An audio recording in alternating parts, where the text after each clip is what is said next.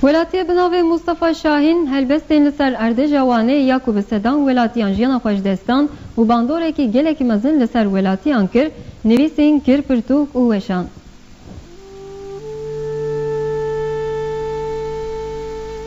Erdêjên Wanê ku bo sedema mirina Sedan welatiyan û mexdûriya gelê Wanê bûn helbest û di pirtûkekê de hatin berhevkirin.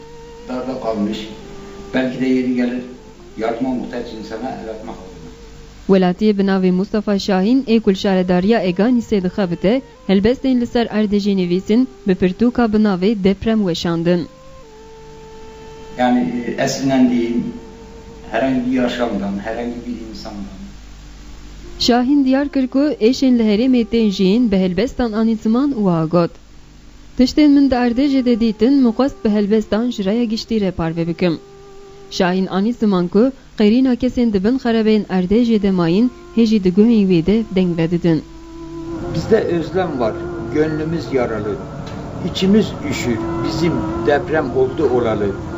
Her yanımız ayaz, ısınmaz çadırlar.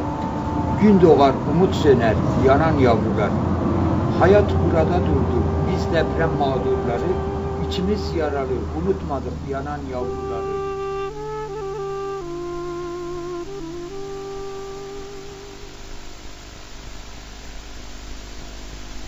Beri temaşavan neja em bi vê nûçeyê jî gihîştin dawiya bültena xwe ya îşev heta sibê em hev bibînin bimînin di xêr û xweşiyê de